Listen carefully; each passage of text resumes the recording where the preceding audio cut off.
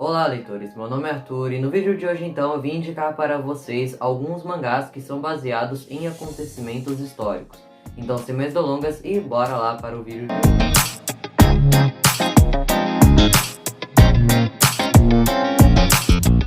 Bem pessoal, lembrando que apesar desses mangás serem sim baseados em fatos reais, obviamente cada um deles possui aí também, em alguns momentos, né, alguns fatos que são romanceados, digamos assim, né? Ou seja, são cenas fictícias, algo que não aconteceu na vida real. Bom, começando por um mangá que eu acho que vocês não aguentam mais ouvir eu falar aqui no canal, né? Que é Rosa de Versalhes, um mangá que eu tenho completo aqui em casa, inclusive, né? Os outros volumes estão aqui atrás de mim na estante, mas eu peguei só o volume 1 aqui para representar, né? Para vocês. Esse é um dos meus mangás favoritos, acho que isso já ficou bem claro aí, né, em vários vídeos do canal. Eu cito esse mangá, recomendo muito ele para vocês. Inclusive, no início do ano, eu fiz um vídeo bem completo explicando mais sobre a história do mangá e também sobre o acontecimento histórico, né, o plano histórico de fundo que é utilizado aqui dentro da história, que é todo o reinado aí da Maria Antonieta, e consequentemente a gente vai ter relatado aqui no mangá alguns acontecimentos aí da Revolução Francesa. Rosa de Versalhes é um mangá que foi publicado no Japão originalmente no ano de 1972 em uma revista shoujo,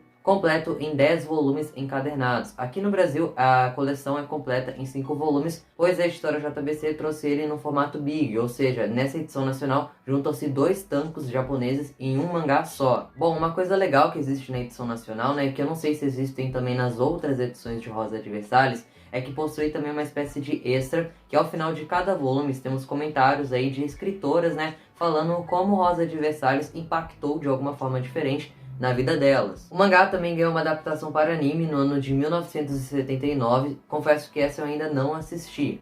Bem, e Rosa de Versalhes é um clássico, né? Um mangá aí que quebrou diversos paradigmas do gênero shoujo, servindo de inspiração para diversos outros mangakás. A história se inicia na França, no nascimento de nossos 3 personagens principais, no ano de 1755, e esses personagens são Maria Antonieta, a rainha futura da França, Hans Farsen, acho que é assim que se pronuncia o nome dele, mas de qualquer forma vai estar o nome certo dele na tela para vocês conferirem. Ele era do reino escandinavo da Suécia e era o filho mais velho de um senador da família nobre. E também a gente vai ter aí a Oscar. A história do mangá vai retratar todo o reinado de Maria Antonieta até chegar ao seu fim durante a Revolução Francesa. A autora mistura fatos históricos com acontecimentos fictícios, né? Mas é bem perceptível todo o cuidado e estudo, né, que a autora teve ao escrever a obra. Ela relata diversos episódios que ocorrem de fato, né, na vida real, com maestria. Bom, a Oscar, né, a grande protagonista dessa história, e seu amigo André são personagens aí fictícios, ou seja, eles não existiram na vida real. Entretanto, a gente tem aí a Maria Antonieta, o Farsen e o Luís XVI, que são figuras aí que obviamente existiram na vida real. Então a autora mescla, né, aí entre personagens fictícios e personagens históricos. Falando de forma bem resumida e muito superficial também, de certo modo, né, a Revolução Francesa foi um movimento revolucionário que tirou a França, né, de um regime absolutista, ou seja, da monarquia, e instaurou assim a República. A Revolução Francesa influenciou em diversas outras revoluções que ocorreram após ela, foi um evento muito importante aí para a história da humanidade, e durou aí em média, né, entre os anos de 1789 e os anos de 1799, em cerca aí de 10 anos. No volume final de Rosa de Versalhes, a gente tem um capítulo extra da história, né, como se fosse realmente um one shot, que faz referência aí à história da Condessa Sangrenta, que foi uma figura, né, que existiu na vida real, foi uma serial killer, né, uma das primeiras serial killers que foram aí relatadas. Então, para você que ficou curioso, né, para saber um pouco mais sobre a história dessa figura, né, que existiu na vida real, eu recomendo que vocês leiam o livro Lady Killers, onde aqui traz, né, a história de várias serial killers, né, que existiram na antiguidade, né, digamos assim. E a primeira que é mostrada aqui é justamente a Condessa Sangrenta, ou também conhecida como Elizabeth Bathory. Ela aparece aqui na página 21 do livro, né, e a autora vai dissecar um pouco mais, né, sobre a história desta personagem, o que realmente aconteceu na época, quais são os mitos, quais são as verdades em relação a ela também. Enfim, é algo bem interessante. Esse é um livro também bem legal aí da Dark Side, né, para você que se interessa pelo assunto. Aproveitando o gancho deixado por Rosa de Versalhes, eu vou recomendar aqui para vocês um outro mangá que também tem como plano de fundo a Revolução Francesa, só que este é um mangá bem mais recente e também bem mais pesado do que Rosa de Versalhes. Eu estou falando de Innocent. Apesar de relatar a Revolução Francesa, este é um mangá que não tem um foco tão grande na família real da época como é em Rosa de Versalhes. Aqui a gente vai acompanhar uma família de carrascos reais de Paris, E temos como protagonista dessa história uma figura que também existiu na vida real, chamada aí de Charles Henry Sanson. Esse mangá ele foi lançado aqui no Brasil pela editora Panini, completo em 9 volumes, lembrando que existe uma espécie de continuação direta, né, deste mangá, que foi publicada no Japão, entretanto a Panini não trouxe até o momento aqui no Brasil. Esse mangá tem um traço muito bonito, realmente ele tem uma narrativa também que é bem envolvente, você não se cansa de ler a história, mas é um mangá bem pesado, tá? Então se você que leu e gostou de Rosa de Versalhes e quer ler Inocente, vai sabendo que é um mangá que tem uma pegada bem diferentona, tá? Só fazendo uma pausa aqui, né, na recomendação de mangás, falando um pouquinho mais, né, sobre esse tema de mangás, né, que tem como plano de fundo acontecimentos históricos. Eu acho isso muito legal dentro desses mangás, pois é uma forma de apresentar, né, às pessoas esses acontecimentos, né, essas figuras que são tão importantes para a nossa história e que por muitas vezes a gente nem sabe muito bem quem é quem, e por meio dos mangás a gente acaba conhecendo esses personagens, esses acontecimentos, e a gente vai querendo estudar mais a fundo, né, sobre isso. Mas saindo agora da Revolução Francesa, vamos falar sobre um mangá chamado Hiroshima, a Cidade da Calmaria, que foi lançado aqui no Brasil pela editora JBC, pelo selo Graphic Novel, há um bom tempo atrás, né, mais especificamente em 2010, sendo que no Japão ele foi lançado no ano de 2004. Esse é um mangá que eu não tenho aqui em casa comigo, pois eu li ele emprestado, né, da biblioteca há um bom tempo atrás já, mas eu me lembro de ter gostado muito dessa história. É uma história que me envolveu demais na época, e essa também é uma obra muito premiada, né, tanto no Japão quanto em outros países também, então é um mangá que chamou bastante a atenção das pessoas na época. Ele é um one shot, então ele é um mangá bem curtinho, e além disso, né, ele tem poucas páginas, são em média aí de 120 páginas a edição nacional, sendo que na época a editora JBC trouxe ele com preço de capa de R$19,90. Essa é uma obra que é bem mais difícil de se encontrar no mercado hoje em dia, pois a editora JBC não relançou mais essa obra. Uma curiosidade interessante, né, é que a autora deste mangá, ela nasceu também em Hiroshima, no ano de 1968, porém ela não passou, né, por todo esse caos aí que aconteceu em Hiroshima durante a Segunda Guerra Mundial. Mas ela obviamente entrou em contato, né, com essa história e sentiu a necessidade de contá-la aí por meio de um mangá. Como o próprio título já indica, este é um mangá ambientado em Hiroshima, uma cidade do Japão, que no ano de 1945, no final da Segunda Guerra Mundial, foi atacada aí pelos Estados Unidos, né, com a primeira bomba nuclear lançada, né, em toda a humanidade. Explicando aqui de forma bem resumida para vocês, né, os bombardeios de Hiroshima e Nagasaki também, né, os dois ocorreram no Japão em períodos muito próximos, ocorreram aí no mês de agosto de 1945, onde os Estados Unidos usou pela primeira vez em toda a história bombas atômicas. Elas foram lançadas no Japão, mais especificamente aí nas cidades de Hiroshima e Nagasaki. E nesse período, né, os dois países estavam se enfrentando já há cerca de 4 anos durante a Guerra do Pacífico, frente da Segunda Guerra Mundial.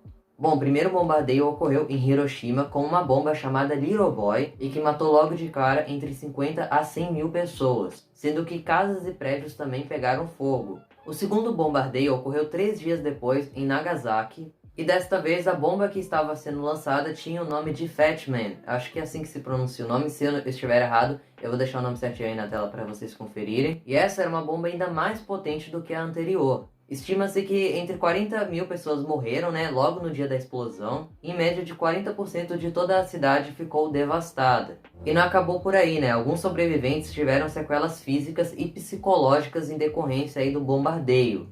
As sequelas físicas, né, que ficaram foram queimaduras, náuseas e tumores. Tudo isso em decorrência à radiação deixada pela bomba. Enfim, é um acontecimento realmente aí muito trágico. E este mangá, né, Hiroshima, a Cidade da Calmaria, vai relatar a vida de vítimas, né, de personagens fictícios, né, que são utilizados aqui nessa história para demonstrar aí como as pessoas daquela época passaram por tudo isso. Bom, e o mangá ele é dividido aí em 2 pequenas histórias diferentes, né, mas que são aí interligadas entre si. E apesar do tema pesadíssimo que o mangá tem, a autora consegue conduzir a história de uma forma até que um pouco mais leve, digamos assim. O mangá ele não tem uma carga tão pesada assim como outros mangás que relatam esse acontecimento possuem. Então esse é um diferencial, digamos assim, né, que a autora consegue trazer aqui dentro desta obra. Mas apesar de ter essa leveza, digamos assim, né, o mangá ele continua sendo muito triste e muito tocante também, né. Enfim, é um mangá que eu recomendo muito para vocês, eu tenho certeza que vocês vão se emocionar com essa história. E um outro mangá que também envolve aí, né, esse bombardeio de Hiroshima e Nagasaki é Gen Pés Descalços. Esse é um mangá que é um pouco mais conhecido aí pelas pessoas, né. Aqui no Brasil ele foi publicado pela editora Conrad, completo em 10 volumes. E esse é um mangá bem mais fácil de você encontrar, tem todos os volumes disponíveis aí em livrarias, em sites virtuais, sebos, etc. O interessante desse mangá também é que o próprio autor que escreveu ele, né, passou por esse evento de Hiroshima, né, então ele viveu na pele todos aqueles acontecimentos, tornando a história ainda mais verossímil. E diferentemente, né, de Hiroshima, a cidade da calmaria, Gen Pés Descalços possui aí uma trama muito mais pesada. Bom, outro mangá que eu indico para vocês e que tem a temática da Segunda Guerra Mundial é um mangá intitulado de 1945, onde, como o próprio título já indica, né, vai retratar a Segunda Guerra Mundial. Este foi o primeiro mangá que a New Pop publicou aqui no Brasil, foi um mangá de estreia da editora, publicado em 2007, e por isso mesmo é um mangá bem difícil de se encontrar. Eu lembro que eu li ele na biblioteca também, inclusive na mesma biblioteca, né, onde eu peguei emprestado o mangá Hiroshima. E este é um mangá shoujo, né? Ele foi publicado aí em uma revista shoujo, em um one shot, então ele é completo aí em um volume só, e ele também é bem fininho, tem em média de 120 páginas. Bom, e esse mangá se concentra na Alemanha, demonstrando o cotidiano de pessoas em meio ao regime nazista, né?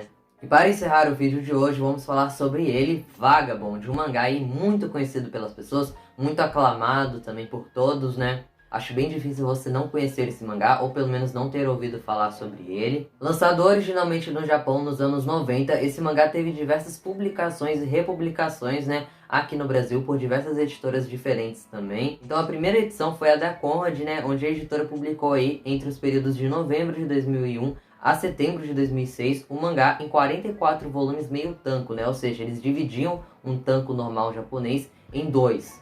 Ou seja, cada volume tinha em média de 96 páginas. Só que a obra foi cancelada pela editora. E meio que em simultâneo, né, a própria editora Conrad também estava fazendo um segundo lançamento desse mangá, ou seja, um relançamento da obra em formato de luxo. E neste formato, a Nova Samba publicou o mangá entre setembro de 2005 a outubro de 2007, em um total de 14 volumes tancos, tá? Então cada volume tinha em média 200 páginas, como o original em japonês, né? E eles tinham como preço de capa, né, aí entre 25 e 27,90. Só que a editora também cancelou essa edição, assim como cancelou a edição em meio tanco. Inclusive, né, eu tenho uma dessas edições da Conrad, que é a edição de número 3. É um mangá muito bonito, essa edição deles é bem caprichada mesmo. Ele tem um formato bem grandão, tem uma jacket também aqui dentro, ó, enfim, tem páginas coloridas. O papel também, ele é muito bom. Então, realmente, era uma edição, assim, bem caprichada. É uma pena que a editora não tenha terminado de publicar este formato aqui no Brasil. Até que existiu uma outra editora que quis continuar, né, o andamento desta obra nesse mesmo formato, nesses mesmos moldes, né, que foi a editora Nova Sampa. Então, de fevereiro de 2014 a junho de 2014, a editora Nova Sampa retomou a publicação desse mangá a partir do volume 15, só que cancelou a obra novamente no volume 18. Eu lembro, né, que essas edições da Nova Sampa eram bem caras, elas custavam em média de R$ 40. E só a Panini que acabou conseguindo publicar o mangá de forma completa, né, digamos assim, até porque o mangá nem está completo no Japão, ele está em andamento com 37 volumes, entretanto ele se encontra em hiato e a gente não sabe quando esta obra vai acabar.